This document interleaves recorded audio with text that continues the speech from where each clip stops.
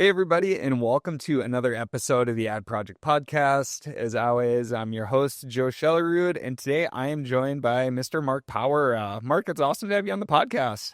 Mate, I could not be more excited to finally get a berth on the Ad Project Podcast. Very, very pumped to be here right now and excited to talk about a lot of things that we have planned. Yeah, I like that. I've never had anybody introduce as get a berth on the Ad Project. That's I like that. Well, I'm all set up for it anyway. I've got some new tech gear, so let's hope it all works. Yeah. So, as you guys probably know, listen to the podcast. So we have combined with Podean. So Ad Advance is now powered by Podean, which is pretty sweet. And it's been a lot of fun getting to work with the Podean team, learn from some of the core founders like Mark, and really work to integrate these teams together. And so for this podcast, what we want to cover is maybe we can even take a little step back, start with kind of the original founding stories, how they compare and differ between the different agencies. As you know, Mark and I are both really focused on cultures for our different agencies. And so it'd be really fun to hear the different perspectives that we've taken there.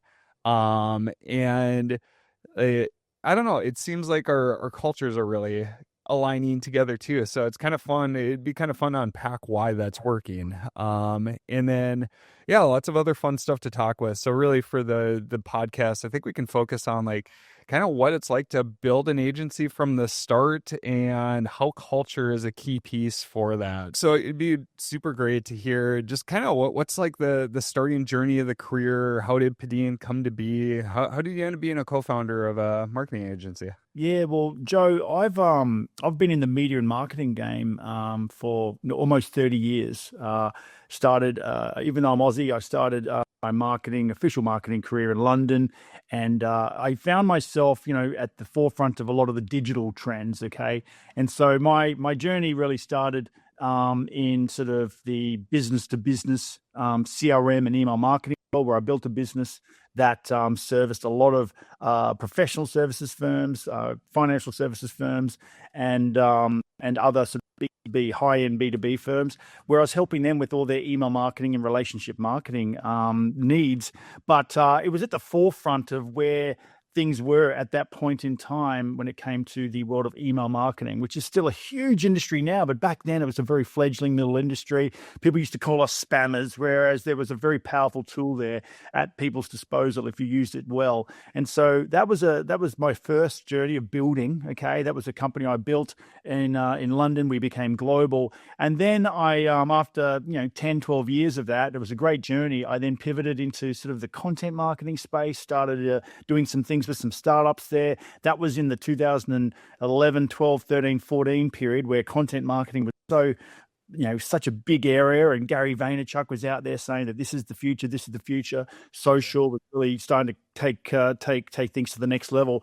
So I was in that space as it was sort of really exploding. And then I met my co-founder of Podean, Travis Johnson. Someone said to me, Mark, go and check out what it's like at a holding company. So I ended up at IPG, and Travis and I built a very successful mobile media and marketing organization within the IPG Media Brands network. And it was really interesting walking into this organization, which had some of the world's most premier brands like Johnson & Johnson, BMW, and all these huge brands. And I'm walking in there trying to tell them about mobile and how important mobile was in 2015.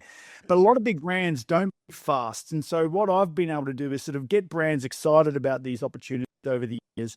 And then after a few years at IPG, Travis and I, who had a great partnership, realized that I don't think these big brands really understand the potential of Amazon and marketplaces. I don't think they're taking it as seriously as they should. And they're looking at it as a sales channel, not as a holistic ecosystem with data, with audiences, and lots of potential to build a brand. And so that's where we saw a sort of a bit of a gap. And Podean, we started an agency. Podean is now 8 years old, and you've joined forces with us, and we couldn't be happier. But our ethos is Amazon is a much bigger opportunity than just putting an ad and putting a product on there and putting an ad to it. There's way more you can do to really grow a substantial business there. So we're more global, more holistic and strategic, and also, we have a full array of services to help brands be successful. But we didn't see others really bringing all those services under one roof, and that's what we've done.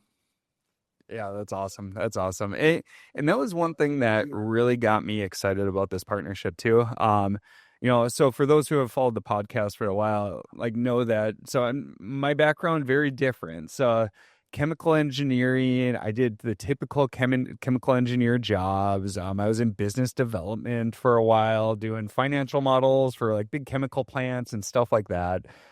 Ended up in project management after that. And like how I got started was actually selling on Amazon, developing my own brand just to kind of as a side gig at the time. And I mean, like background story was my wife and I, we were in Kansas and we were trying to move back up to northern Minnesota where our whole family is. We had our first kiddo and we were like, man, what's a chemical engineer with an MBA going to do in Duluth, Minnesota? And so it's like, well, let's try this selling on Amazon thing. Started selling on Amazon, built a brand. We were able to move back up to Minnesota. And that's where we found this advertise on Amazon item. And so it's like, okay, cool, but it's pretty clunky. I'm going to build out some tools. And then from there, it was like, okay, maybe we can help some brands here. And that was the founding of Ad Advance. And what's been cool is we've approached it. Both Matt and I are not traditional marketers. I'm a chemical engineer. He's a finance guy. And so we've approached it in a very different way just because we didn't know any better.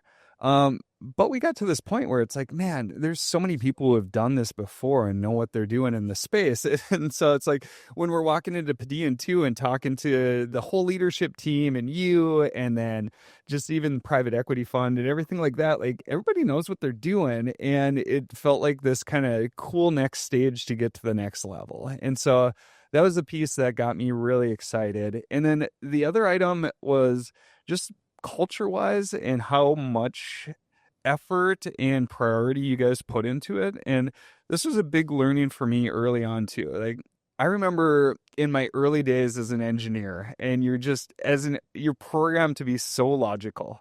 And I would look at culture and it's like, okay, what is this fuzzy culture thing? Like, nope, it doesn't really matter. I could just never wrap my head around it or could never really measure it. And as we started building up the agency, you realize how important it is, especially with a people-based business. And while it's harder to measure, which is one of the trickier things about culture, I feel like it has the most influence overall, and it's built off of many, many day-to-day decisions. And like it has to have a core vision, but then it's like living that culture too. Walk me through the Podean culture, kind of how you approach that, like impact you think it has. Just kind of distill like when you define culture, what does that mean, and then how do you put that into practice? Yeah, I mean, culture's been an incredibly important part of every journey I've ever taken in my career, and particularly as a leader. You want people to be, believing in the purpose and the vision, but they won't believe if they're not feeling empowered, feeling like they have a home, feeling like they're secure.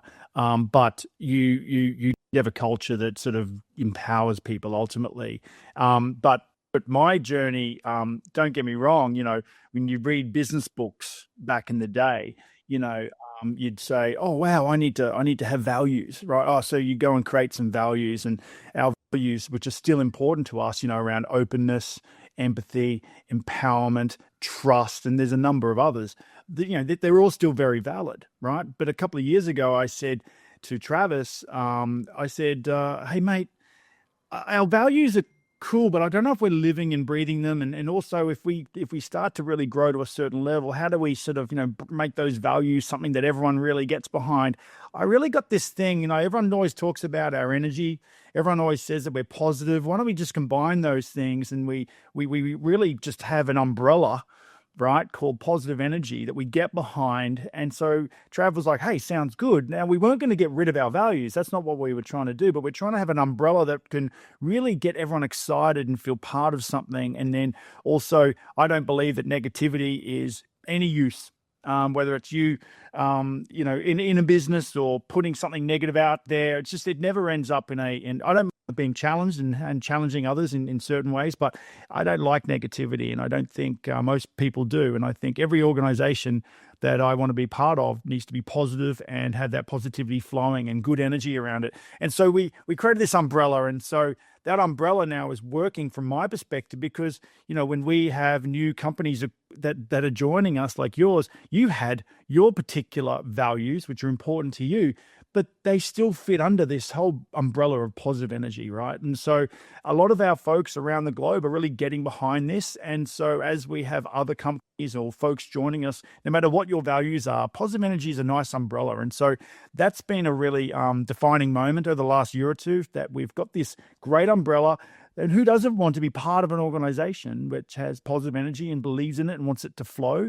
And now it's flowing into our marketing collateral. It's flowing into our meetings, our get-togethers, both virtual and in person. So there's a lot going on there. And our culture is really, it's an anchor that I think is working not just for our core business and traditional business, but those who are now joining us, of which we've got a few new partners like yourselves. Yeah, yeah, and I think that's key, and what I like about how you guys have gone about culture and defined it is it's simple to understand, and you can feel it, and it should flow throughout the brand.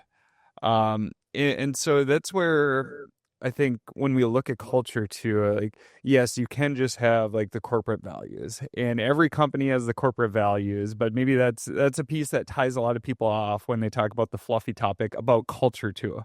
Because you look at it and it's like, okay, yep, we have all the core values, but then you look around, you don't see people within I came from the corporate world before, and there was some things I like, but many things where it's like, okay, we're not going to repeat that. And so there's the value piece, but then it's like, all right, can I distill this down to core, simple focus areas that everybody can understand? And if we're truly living it, people should be able to feel it. And I think it's a good test if they can feel it coming in newer to an organization too. All right, can you truly feel that? Or is it because everybody's always gut checking, like, okay, that's what they said, but is this really a thing? Yeah. I think that's the harder part, or the bridge where a lot of people falter. It's like, all right, if that is what you're living, everybody's got to be fully bought in from the Yeah. leadership team down. 100%. And one of the markers, and it's hard to measure these things, but when it comes to a marker of what's working culturally and are people engaged, one of the markers I like to use is in the first 3-4 weeks of someone new joining the company, are they feeling supported? Okay, because when you come into a company, there's so much to learn, the ways of working, how they're delivering on the craft, how meetings work, and all the different protocols and processes and things like that. But so there's a lot to take in, and that first month or so can be tough for some folks. But as long as people are supporting them, whether it's the HR teams and operations teams, right through to their local teams and various folks, but if they're feeling supported, that's a big marker for me. If they're not, that's like, okay, we're failing.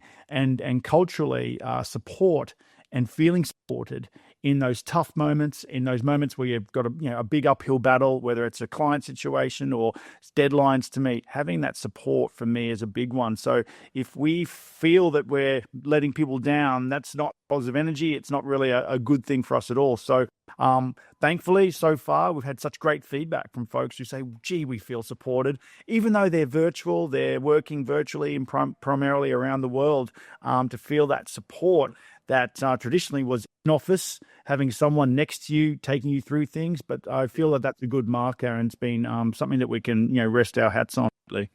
Yeah, and I think I think it's harder to establish a really solid corporate culture remotely too. And I'm just coming from the, like Ad Advance, very in office based, and like, remotely just the connections that you get, and when you sit next to a person, like when we have wins, you can go over and ring the bell, and everybody can see you, and you can just kind of shout it out to everybody, and like so it's easier in those aspects from a culture perspective, like in office.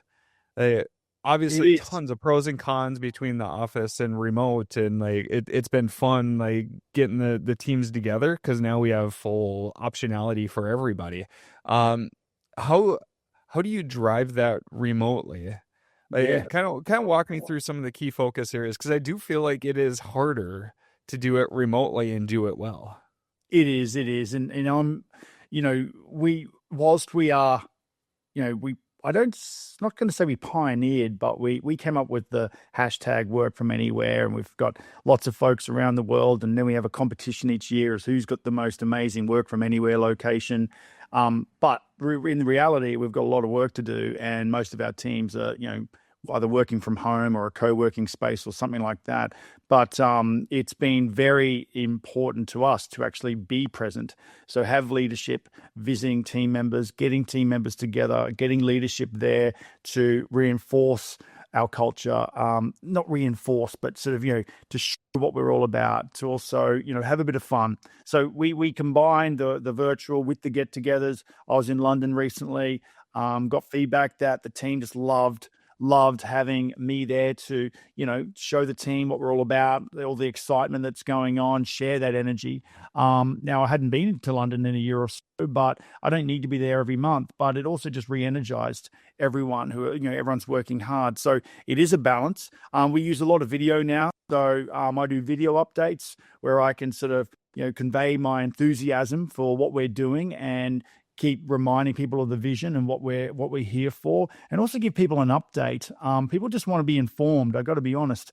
Like if I remember being in corporations, I've had moments in my career working for corporates where if you're not informed as to what's going on, you don't have trust, okay, in that organization. And yeah, I'm not just talking traditional internal comms. I'm talking hearing from leadership about the good, the bad, the ugly. And we're a very transparent organization. And I know that's another thing that's important to you and your business over the years. Being transparent, telling people things or either, we've got a challenge to overcome or whatever it is. But, it's like we're all in this together. And I think openness and transparency then creates trust. And trust is super important. That's what people want. They want to be able to trust leadership. They want to trust their colleagues and the organization that they're committed to. So I think those things are very, very important that we work hard on.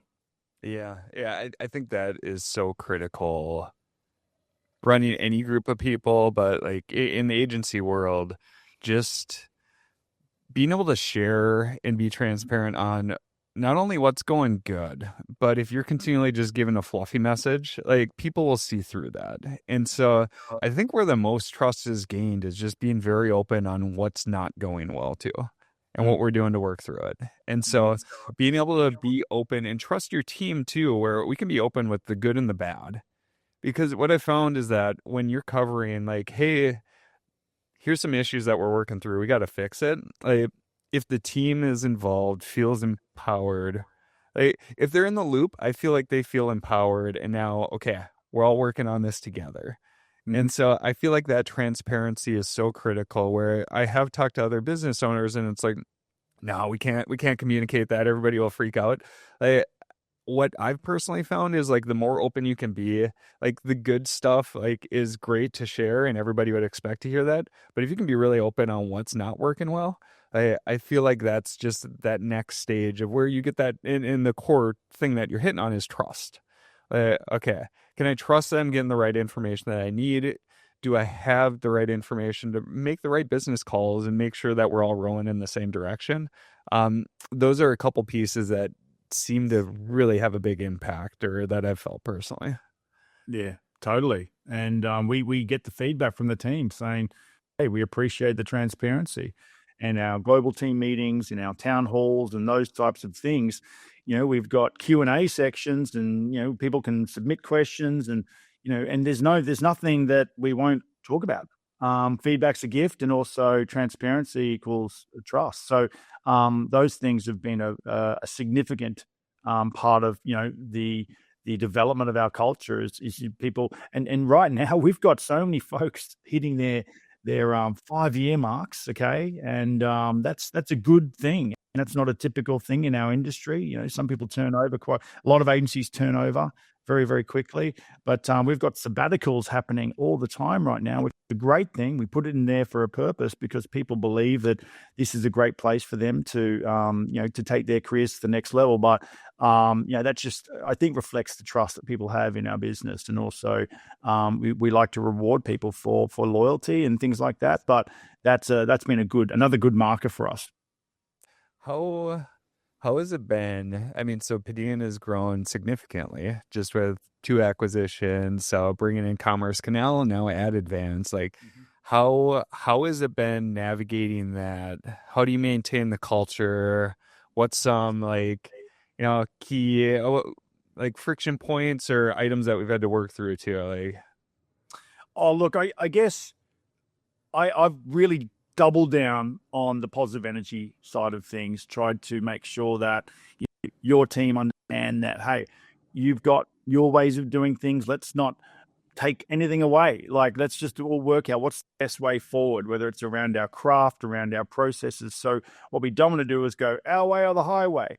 But generally, from a cultural perspective, I want everyone to feel part of the energy that our company has flowing through it, through both interactions in our collaboration tools, right through to the communication from leadership, right through to all of our teams around the world communicating and collaborating everywhere. So I've been doubling down as the head of culture and the founder on this positive energy thing, which everyone seems to be getting behind, and not saying, "Hey, Joe, let's take 2 of your values and we'll take 3 of ours," and then like that's not been a discussion we've had, has it?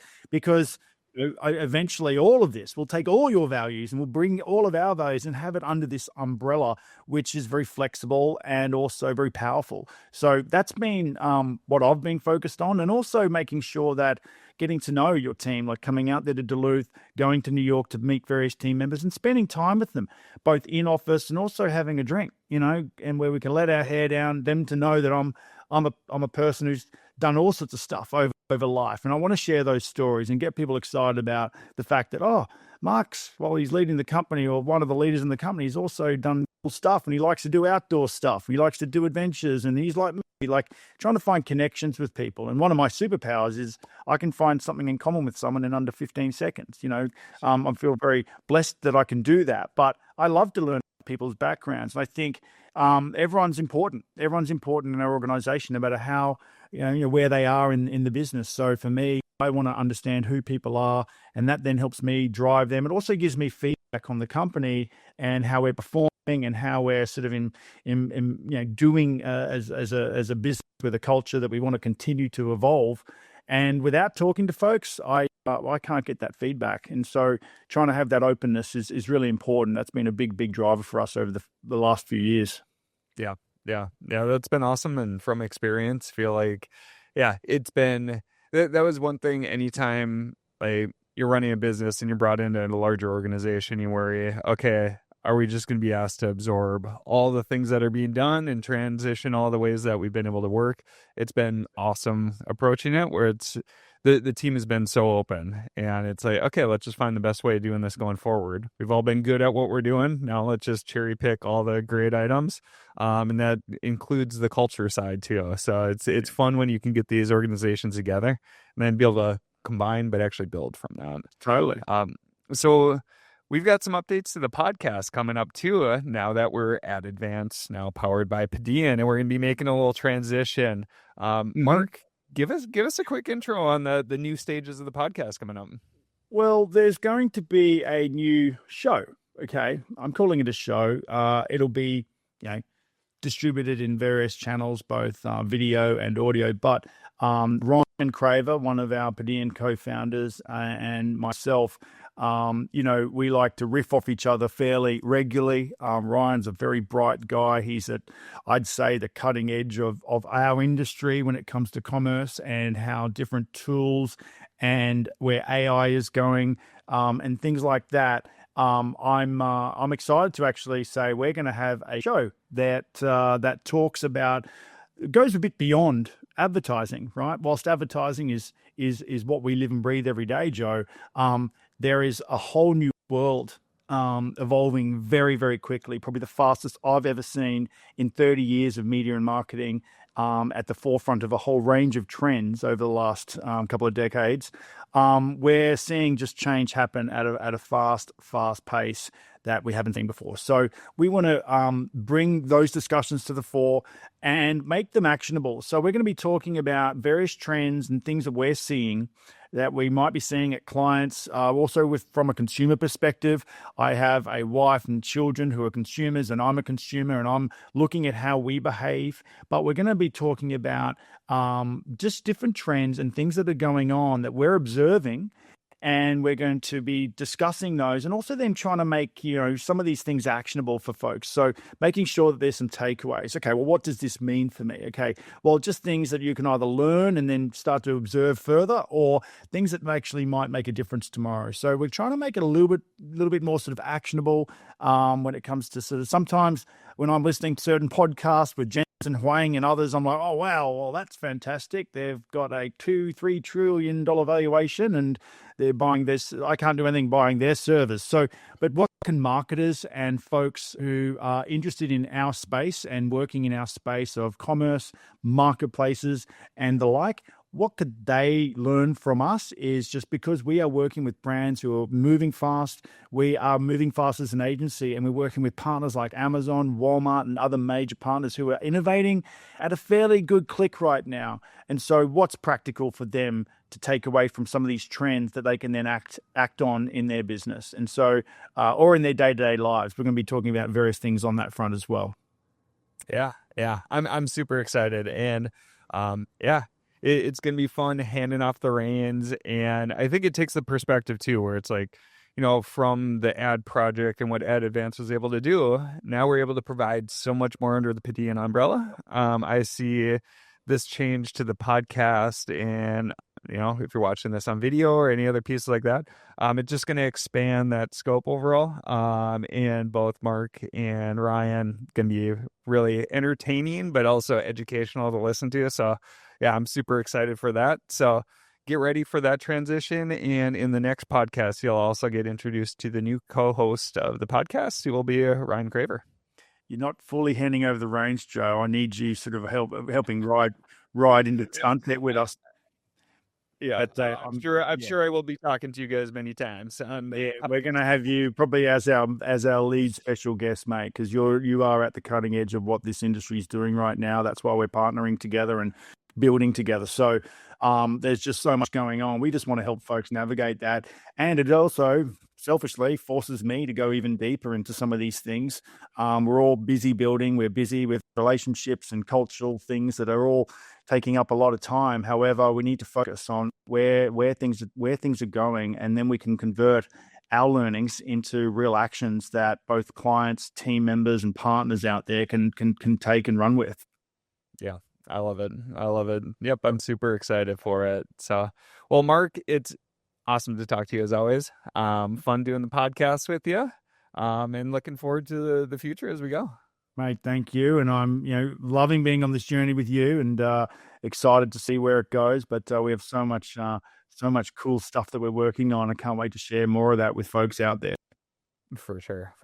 Yeah. Well, thanks again. And for all those who are listening to the Ad Project podcast, as always, really appreciate you listening. And we'll see you on the next episode. Thanks, guys.